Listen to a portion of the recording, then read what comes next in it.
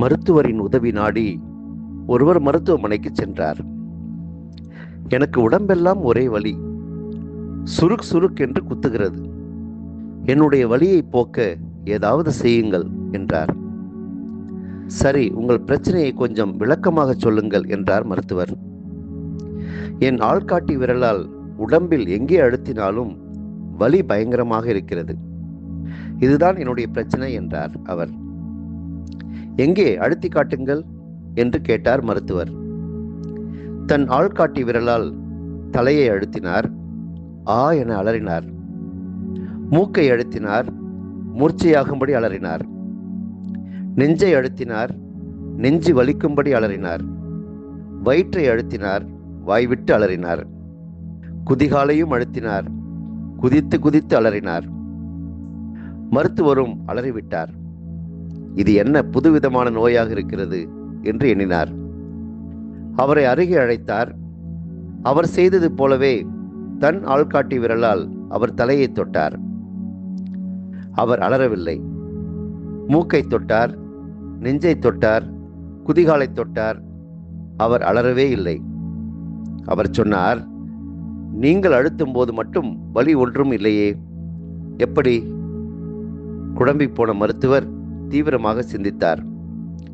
அறையில் இங்கும் அங்குமாக நடந்து சிந்தித்தார். இறுதியாக ஒரு முடிவுக்கு வந்தார். அவரது ஆள்காட்டி விரலை எடுத்து சோதித்து பார்த்தார். அந்த விரல் நுனியில் வெள்ளையாய் ஒரு கொப்பளம் பழுத்து போய் உடைவதற்கு தயாராக இருந்தது. இதுதான் பிரச்சனை என கண்டறிந்து அதற்குரிய சிகிச்சை அளித்தார். இயேசு கடவுளின் வல்லமையால் தீய ஆவிகளை விரட்டி அடித்தார்.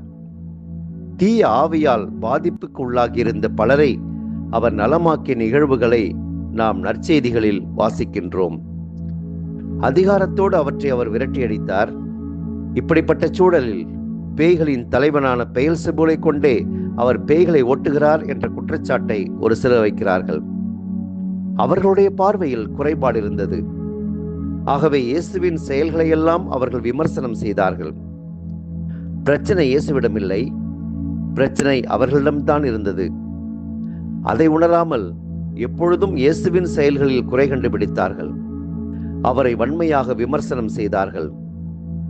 தன் ஆள்காட்டி விரலில் பிரச்சனை இருப்பதை உணராமல் உடம்பு முழுவதும் வலி இருப்பதாக கூறிய அந்த மனிதரைப் போலத்தான் இவர்களும் தங்களுடைய பிரச்சனைகளை உணராமல் இயேசுவிடம்தான் பிரச்சனை இருக்கிறது என்று கூறினார்கள்.